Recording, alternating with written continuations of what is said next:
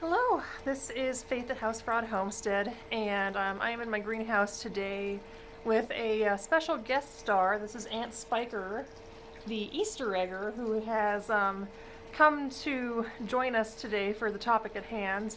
This is not the video I expected to make. I was not even planning to make a video today, but I'm seeing some things on the interwebs that are causing me both concern and optimism, I guess, and that is the degree to which folks are looking into getting backyard chickens in the wake of the egg shortage. And I am saying what I'm about to say as someone who both has chickens and has grown up with chickens, and also as a shelter volunteer. So my perspective on this is both having grown up with chickens, having raised chickens myself, albeit not for very long independently, and also as someone who sees what can go wrong when people aren't really prepared for the needs of the animal they're looking into. So I will preface this by saying that I think it's great that, well, I'm going to try and get her in the frame. She's half the appeal here. I will say I think it's great that folks are waking up to food sovereignty, and I think backyard chickens can be a great addition for some people. But there's some considerations that need to be taken into advisements, and also some good and bad reasons to get backyard chickens during the dumpster fire that we find ourselves in. So let me get situated here with a better angle. So I'm going to start with what I think are bad reasons to get chickens right now, and finish up with some good reasons. And the first bad reason is if you want to save money. Getting set up with chickens as a starter kind of set is not a low cost proposition. For us, it was about $1,000 to get off the ground, to get a good coop and all the accoutrements to brood them and all that stuff. We got a lot of things secondhand, we got a lot of things locally, but it is very hard to get off the ground with chickens with fewer than, I'd say, like $300. If you're really handy, if you have a lot of hand-me-down stuff, maybe a few $100. But you gotta think in terms of how many dozens of eggs at $7, $8 a dozen does that add up to? So we definitely, in our first year, have not broken even on the cost of eggs, and I would not plan on that. I would not plan for eggs to be something that pay for themselves within the first several years at least. So if you're looking for something to get out of the exorbitant price of eggs, I would sooner see if you can find friends and family who have backyard chickens and will sell it to you at below market rates as a friend or a family member before I would get chickens, if that's the only thing you're after. The second reason that I don't think is a great reason to get backyard chickens is if you want instant gratification. I see a lot of people in the chicken groups right now who are looking for hens who are hot to trot, ready to go, will drop an egg like the next day. And if there's anything I've learned about chickens is that they operate on their own schedule. You can anticipate eggs after a certain age under certain conditions, but people don't realize that eggs really are a seasonal food item in the wild, I guess. In situations that are not industrialized, we do not have seasonal... eggs are seasonal. You'll get eggs between 14 hours of daylight minimum on either side of the solstice. So that means that a large reason why we're not seeing eggs right now is because this is when chickens are naturally not laying eggs. First year chickens, like Aunt Spiker here, she's still laying. She's the only one of our 6 chickens who's laying, and she kind of lays on her own schedule. We had all 6 of ours laying for about a month in December, and then 5 of them just stopped, and you can't really help that. You can put artificial light in their coops, but you gotta remember that chickens are born just like anybody else with all the eggs they're ever gonna lay. So you can stimulate them to lay more in the winter when they're not naturally inclined to lay but that means their useful life as a bird, as a laying hen, is going to be curtailed over time. So it's not like you can get a chicken and expect an egg a day from that chicken 365, 7 days a week for the lifetime of that hen. It's going to taper off dramatically when they reach 2-3 years old, and you got to have a plan for that. Are they pets? Are you going to pay to feed a chicken who's not laying you eggs anymore to the degree that you hope for? Are you going to rehome them? Are you going to eat them? Like, you got to have a plan for these things. And so I think it's important to be realistic that if you want eggs tomorrow and you can't find eggs in the store today, getting a chicken is not the way to accomplish that. This is a 6-month upfront investment with no return on investment other than cute, if you're into that. So that's also something to keep in mind. And another reason I would not get chickens is if you want to be extremely hands-off with them and you don't particularly like raising chickens. I see people asking, if I get a big enclosed run and a big feeder and a big waterer, can I just leave them on this property to fend for themselves for 3 weeks or something like that and minimize the amount of time I have to look in on them? And the answer is no. Anything can happen overnight with chickens, even in the most secure of environments. If we completely factor out the risk of predators, you still have disease, you still have chickens picking on each other. Anything can happen overnight with these birds, and you could come back to a dead flock at any point if you leave them for more than a couple days. That's not to say you can't go on vacation and, put a feeder for a couple days in there, but they're not a hands-off animal by any stretch of the imagination. If they pick on each other, they can cannibalize each other. Any number of things can happen, and you will find yourself with no eggs and no meat if that happens. So this is not a hands-off farming activity by any stretch of the imagination. These are living creatures that deserve to have their needs attended to and not to just be expected to produce without any inputs from us. So that kind of ruffles my feathers a bit, pun intended. I see too many people thinking that chickens are just hands-off eggs machines, and that's really not the case. They have, as you can see here, they have personalities and behaviors that they should be able to express, and I think this will get into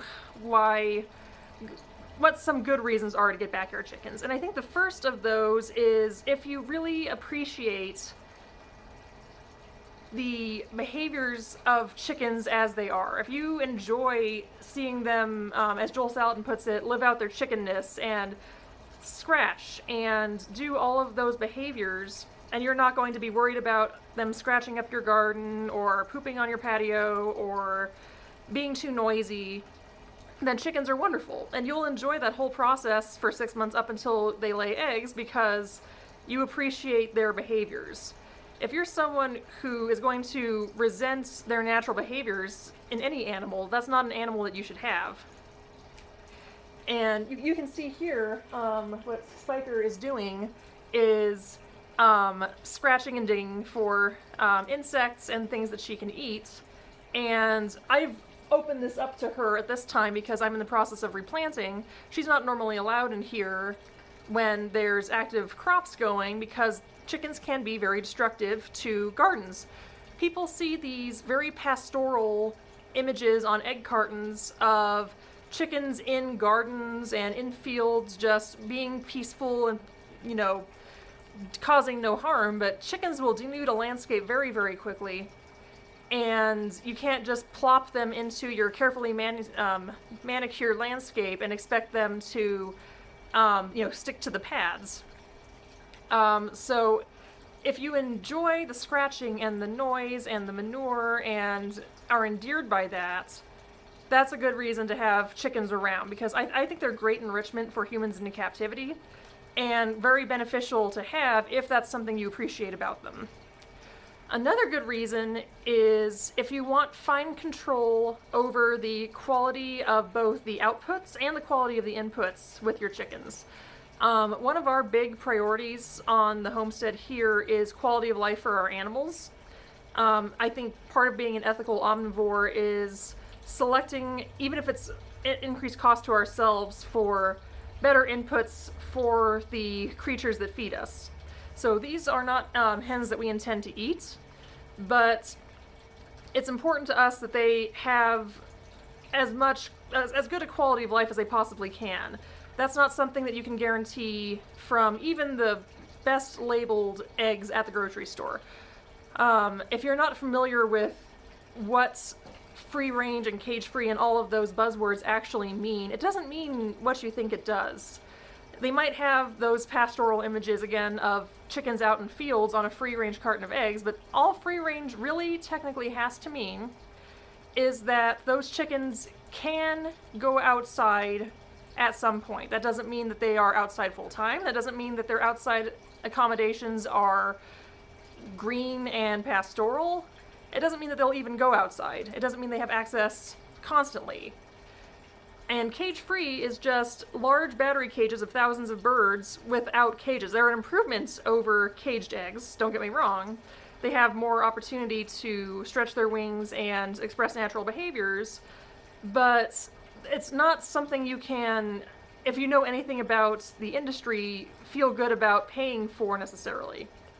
So if you want to know that the animals who are feeding you are living a good life, really the only way to guarantee that is to know where they come from and have been there yourself and seen their accommodations, or to raise them yourself. And this also goes for the quality of the protein that you're getting in their meat and eggs. We're choosing to feed pretty high quality food to ours because we know that we're going to be re-ingesting those things, and that's something we choose to do. There are cheaper ways to feed, of course, but we're choosing to do the corn and soy free route just to minimize those inputs for us. And that's also something you can't guarantee that you're going to get in a lot of commercial egg operations. A lot of the labeling can be very misleading, so it can say non-GMO and still contain corn and soy and things like that. A lot of the best small operations for organically raised things cannot label themselves organic because the certification is cost prohibitive.